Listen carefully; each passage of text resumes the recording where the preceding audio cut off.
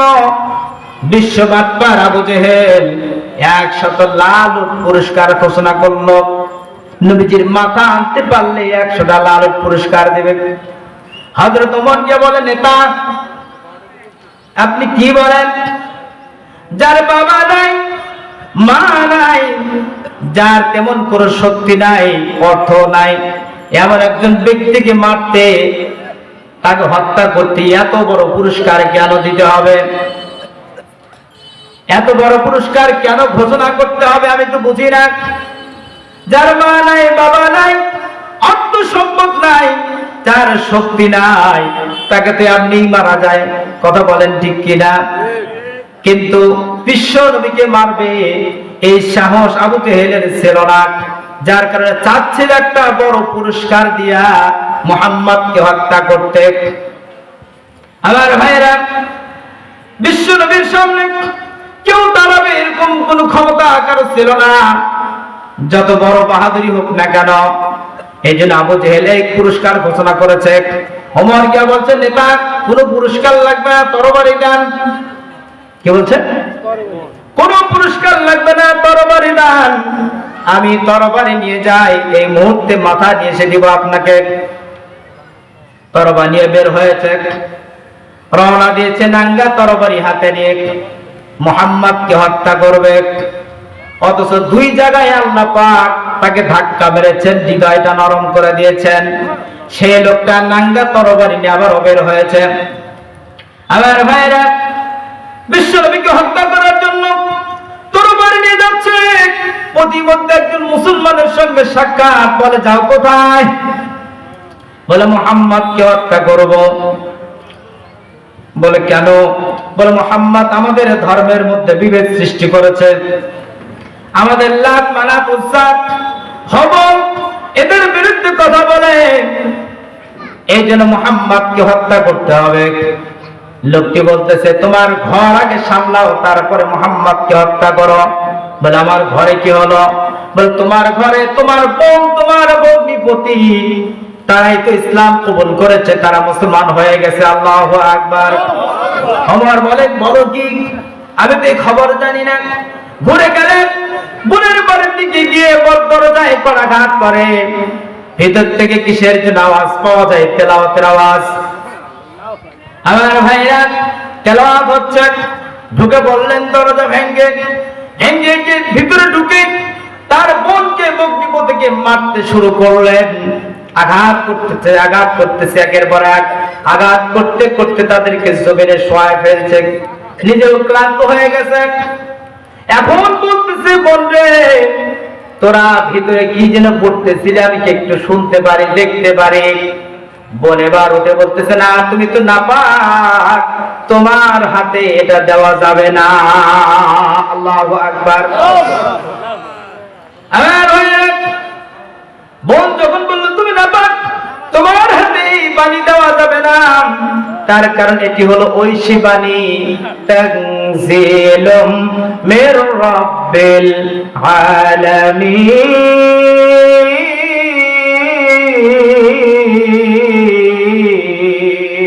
আল্লাহু আকবার। এই বাণী কার? জনগণ, এই বাণী কার? এই বাণী ছাড়া আমাদের কোনো প্রকার সমাধান আসতে পারে না। কোরআন ছাড়া কোনো সমাধান হবে না। শান্তির জন্য আপনি যতই ঘোরেন, আপনি শান্তির জন্য কত দল দেখলেন, কত মত দেখলেন, শান্তি কিন্তু নাই। শান্তি যার মধ্যে আসবে সেই বাণী তো আমরা গ্রহণ করতে পারি না। এই জন্য সমাধান যদি পেতে চান, শান্তি যদি পেতে চান, কোরআনের কাছে আসতে হবে। কথা বলেন ঠিক কিনা? আমার ভাইরা, আজকের এই রাঙ্গামাটির যুবকেরা, যুব সমাজ কোরআনের তাফসীরের মাহফিলের আয়োজন করেছে। এই যুবকেরা যদি ভালো হয়ে যায়, কোরআন যদি মানে, তাহলে সমাজটাই যেন ভালো হয়ে যাবে। কারণ এই সমাজে ঝামেলার মূল কারণ হলো এই যুবকেরা। কথা বলেন ঠিক কিনা? চাঁদাবাজি করা, ছিনতাই করা, মারামারি করা, কাটাকাটি করা, হানাহানি করা, মানুষকে হেনস্থা করা কারা করে? এই যুবকেরাই করে। তার কারণ রক্ত গরম আছে না নাই? আর জোরে বলেন, আছে না নাই? রক্ত গরমের জন্য সব জায়গায় ঝামেলা করে। কিন্তু এই রক্ত গরমওয়ালা জোয়ান তরুণেরা, যুবকেরা যদি ভালো হয়ে যায়, এই যুবকেরা যদি কোরআনওয়ালা হয়ে যায়, তাহলে সমাজটাও যেন সুন্দর হয়ে যাবে। সমাধান সমাধান চাও যদি জীবনে মরণে, খুঁজে নাও ফিরে চাও চোখ রাখো কোরআনে।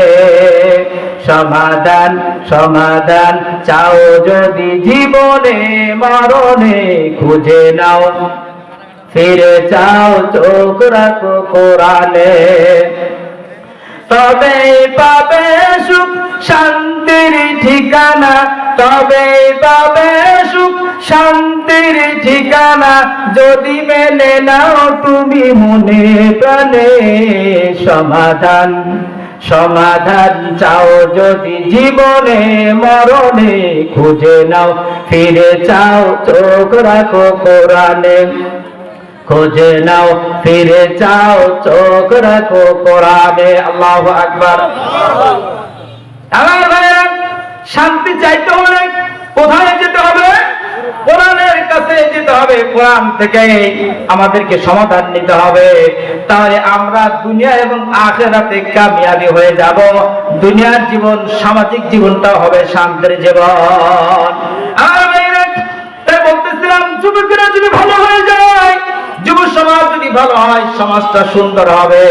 এই জন্য সবাই দোয়া করবেন, আমার এলাকার, আমার গ্রামের এই যুবকরা যেন সবাই আল্লাহ বলা হয়ে যায়। যুবকরা যেন কোরআনের সৈনিক হয়, বলেন আল্লাহু আকবার। এই যুব সমাজ যেন কোরআনের সৈনিক হয়, দ্বীনের সৈনিক হয়ে যায়, ইসলামের সৈনিক হয়ে যায়। আল্লাহ পাক সবাইকে যেন ইসলামের জন্য কবুল করে নেন, বলি আমিন। আমার ভাইরা, চলে আসুন। আমরা ছিলাম কোথায়? আমার বোনের ঘরে। বোন বলল, তুমি না পাক, তোমাকে কোরআন দেওয়া যাবে না। যে বাণী আমরা পড়তেছিলাম দেওয়া যাবে না। বলে কি করতে হবে? বলে তোমাকে কত পবিত্র হইতে হবে, পাক হইতে হবে। পাক পবিত্র না হইলে এই বাণী তোমার হাতে দেওয়া যাবে না। আমার ভাইরা, আমার বলল, ঠিক আছে, আমাকে পবিত্র করে দাও। গোসল করানো হলো। গোসল করে কত পবিত্র হয়ে পাক পবিত্র হয়ে আসলো। এবার হযরত ওমর রাদিয়াল্লাহু তাআলা আনহুর বোন ফাতেমা কোরআনুল কারীমের যেই পৃষ্ঠা, যেই কয়েকটা লাইন বা সূরা ছিল, একটা চামড়ায় লেখা। কিসে? সে সময় তো এরকম কাগজ ছিল না, এত সুন্দর ব্যবস্থাপনা ছিল না। কোরআনুল কারীম নাযিল হলে সেটা কোন চামড়ায় লেখা হতো, অথবা পাথরে, অথবা কাঠের কোন টুকরোয় বিভিন্ন ভাবে এটাকে সংরক্ষণ করা হতো, লিখে রাখা হতো। যেই সহিফাটুকু, যতটুকু লেখা ছিল হযরত ওমরের বোনের হাতে, সেটা ছিল একটা চামড়ায় খোদাই করা লেখা। এই বাণীটা যখন ওমরের হাতে দিলেন, ওমর তখন তেলাওয়াত করতেছে, কারণ আরবিয়ান মানুষ পড়তে পারে, কথা বলেন ঠিক কিনা? তিনি দেখলেন সেই জায়গায় ওই চামড়ার টুকরোয় লেখা আছে সূরা তাহা। আল্লাহু আকবার, আল্লাহু আকবার। সূরা তাহার কিছু আয়াত সেখানে লেখা আছে। তিনি পড়তে শুরু করলেন, তাহা মা আনসালনা আলাইকাল কুরআনা লিতাশকা। আল্লাহু আকবার। তিনি যখন সূরা তাহা পড়তেছেন, এই আয়াতগুলো যখন তেলাওয়াত করতেছিলেন, সে সময় তার মনটা আরো নরম হয়ে গেল, গলে গেল। প্রথম ধাক্কা মেরেছেন আল্লাহ পাক বিশ্বনবীর দোয়া দিয়ে, এরপর আরেকটা ধাক্কা দিলেন সূরা হাক্কা দিয়ে, এরপর তৃতীয় ধাক্কা মারলেন সূরা তাহা দিয়ে। শেষ ধাক্কায় ওমর ইসলাম কবুল করে মুসলমান হয়ে গেলেন। আল্লাহু আকবার। عليك القرآن لتشقى إلا تذكرة لمن يخشى। الله أكبر। সূরা তাহা পড়ে কাঁদতে শুরু করলেন, চোখ দিয়ে অশ্রু পড়তেছে। ওমর ফারুক রাদিয়াল্লাহু তাআলা বলেন, বন্ধু আমার ভুল হয়ে গেছে। এতদিন আমি গুমরার মধ্যে ছিলাম, আমি মুশরিক ছিলাম, মূর্তি পূজার মধ্যে লিপ্ত আছি, মূর্তি পূজার পক্ষে লড়াই করছি। এখনো আমি মুসলমানদের বিপক্ষে, ইসলামের বিপক্ষে বিপক্ষে, কোরআনের বিপক্ষে মুহাম্মদকে হত্যা করার জন্য বের হয়েছিলাম, কিন্তু আমি আর সেটা করতে পারবো না, আমি আর চাই না। আমি এই মুহূর্তে তোমাদের দলে যেতে চাই, মুসলমান হতে চাই। আল্লাহু আকবার। ওগো নবীর উম্মতেরা হয়ে আজি দিশাহারা, কোরআন হাদিস ছেড়ে চলো যখন যাহা চায় মনে, নবী বিনে কে তরাবে পুলসিরাত মিজানে, নবী বিনে কে তরাবে পুলসিরাত মিজানে। চলো চলো চলো মুমিন চলো নবীর সন্ধানে, নবী বিনে কে তরাবে পুলসিরাত মিজানে, নবী বিনে কে তরাবে পুলসিরাত মিজানে। এমন এতিম নবী আমার, পিতা মাতা নাই যে তাহার, এমন এতিম নবী আমার, পিতা মাতা নাই যে তাহার, তারপরেও কত মারা মারলো তাকে দুশ্মনে, নবী বিনে কে তরাবে পুলসিরাত মিজানে, নবী বিনে কে তরাবে পুলসিরাত মিজানে। চলো চলো চলো মুমিন চলো নবীর সন্ধানে, নবী বিনে কে তরাবে পুলসিরাত মিজানে, নবী বিনে কে তরাবে পুলসিরাত মিজানে। নবী আবার জীবন ভরে দিনের লাগি কষ্ট করে, নবী আমার জীবন ভরে